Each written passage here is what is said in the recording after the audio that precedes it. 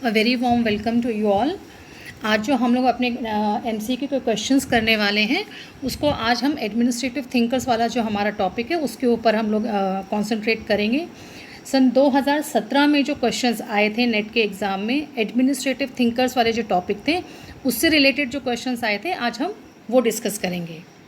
The very first question is Kautilya's idea on taxation do not relate to, यानी कराधान के बारे में कौटिल्य के विचार निम्नलिखित में से किस से संबंधित नहीं हैं। Whether it is taxing power of state is limited, यानी राज्य को कर लगाने की शक्ति सीमित है। कराधान को बोझिल या एकांकित नहीं किया जाना चाहिए। Taxation should not be felt to be heavy और एक्सक्लूसिव।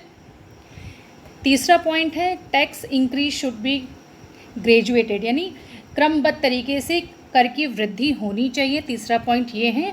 और जो चौथा ऑप्शन है वो ये कहता है कि tax increase should B doubled in every 5 years, यानी कर में वृद्धि प्रत्येक 5 वर्षों में दुगनी होनी चाहिए।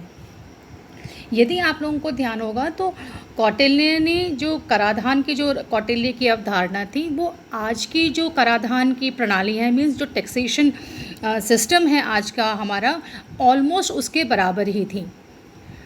मौर्य काल में केंद्रीकृत प्रशासन था, सेंट्रलाइज्ड एडमिनिस्ट्रेशन था और सारी शक्तियां केंद्र के पास थीं।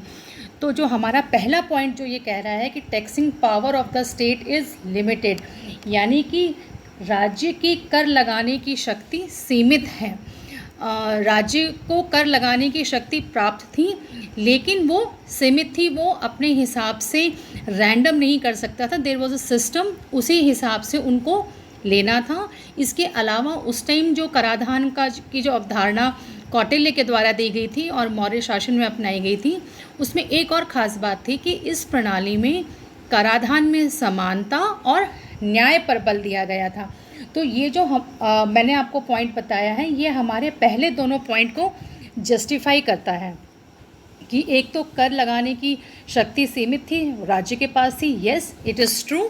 और दूसरा ये था कि जो कर लगाया जाता था वो सबके लिए समान था, किसी एक वर्ग के ऊपर उसको ज़्यादा नहीं लगाया गया था।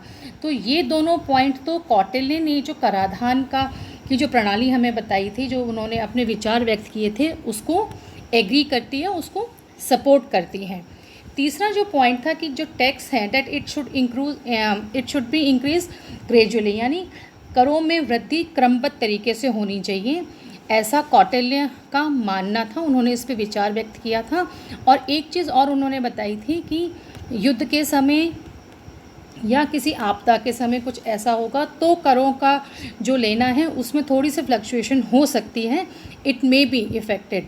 लेकिन हमारा जो लास्ट का पॉइंट है जो ये कहता है कि कर में वृद्धि प्रत्येक 5 वर्षों में दुगनी होनी चाहिए, इस तरह का कोई भी उस टाइम नियम नहीं था। तो कौटिल्य के जो ये पहले तीन पॉइंट हैं ये तो उन्होंने जो कराधान के विचार दिए थे, जो प्रणाली उन्होंने बताई थी उसको सपोर्ट करते हैं। लेकिन जो फोर्थ ऑप्शन है हमारा, it does not match with it. तो क्वेश्चन भी हमसे ये ही पूछा गया था कि कौन सा जो टैक्सेशन प्रणाली है कौटिल्य द्वारा जो दी गई है वो उसको कोरिलेट नहीं करती है, मीन्स उससे संबंधित नहीं है।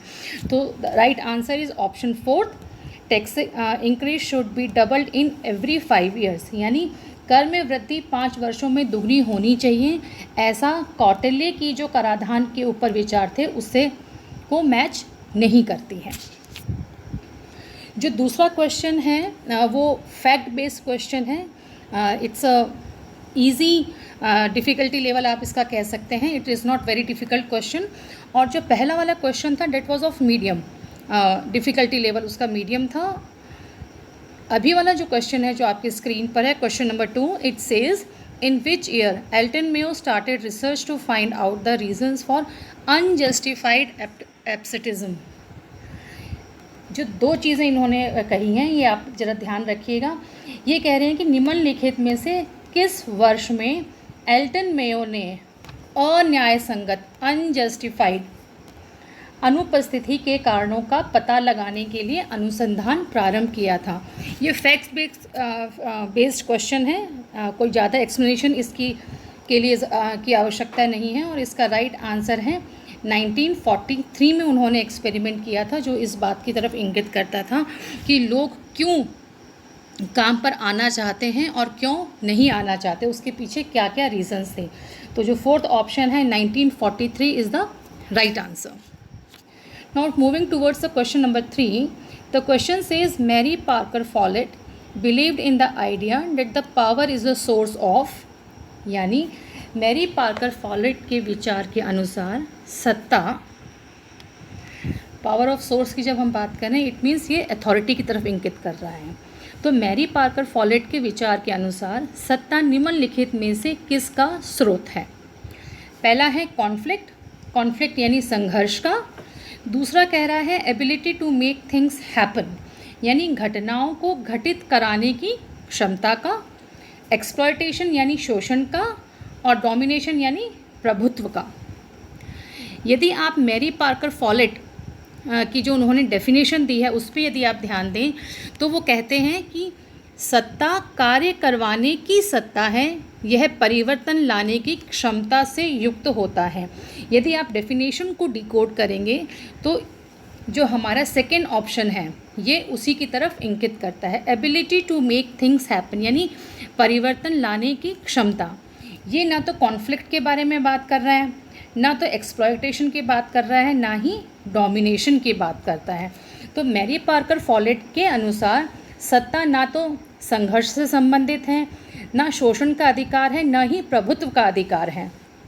यह घटनाओं को घटित कराने की क्षमता है। It is the ability to make the things happen.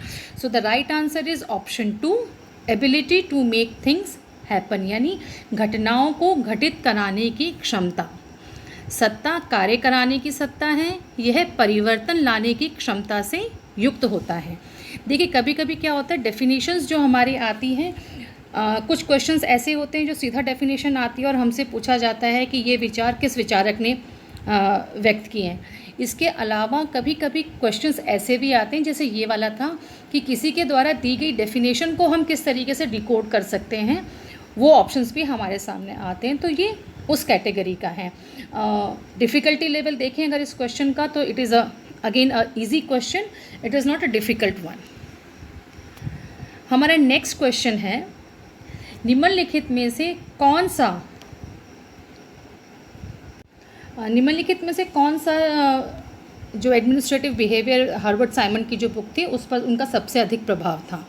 अगर वर्ड टू वर्ड जाएं तो it says which of the following has major impact on Herbert Simon when he was writing administrative behaviour, यानी हर्बर्ट साइमन पर उनकी जो पुस्तक administrative behaviour थी लिखने के समय निम्नलिखित में से किसका सबसे अधिक प्रभाव रहा।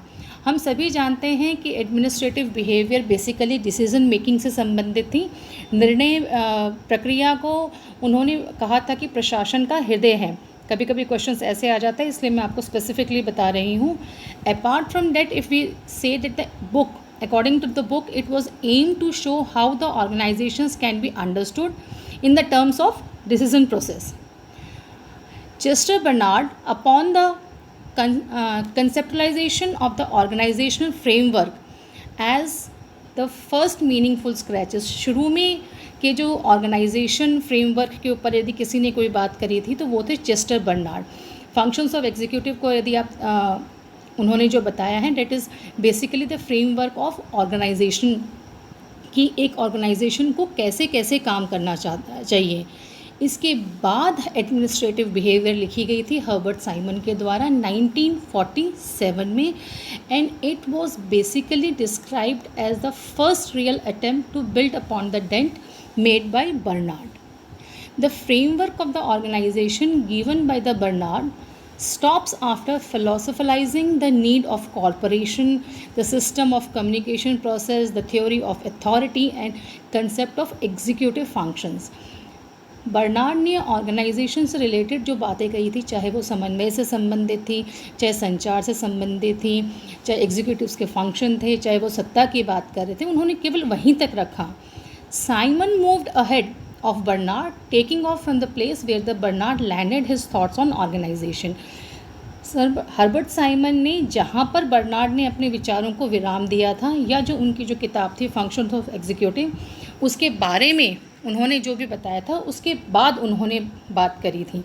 तो जैसे मैंने आपसे डिस्कस किया, सीधा you can make a guess कि इसका जो चौथा ऑप्शन है Chester Barnard. So Chester Barnard had a major influence on Herbert Simon when he was writing administrative behaviour. So the right answer is option fourth, Chester Bernard.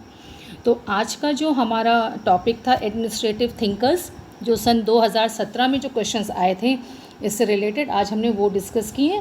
And that's all for today's class. Next class में हम लोग दोबारा administrative thinkers को ही discuss करेंगे, अलग अलग सालों में जो क्वेश्चंस आए थे उनको। Till then keep revising, have a good day.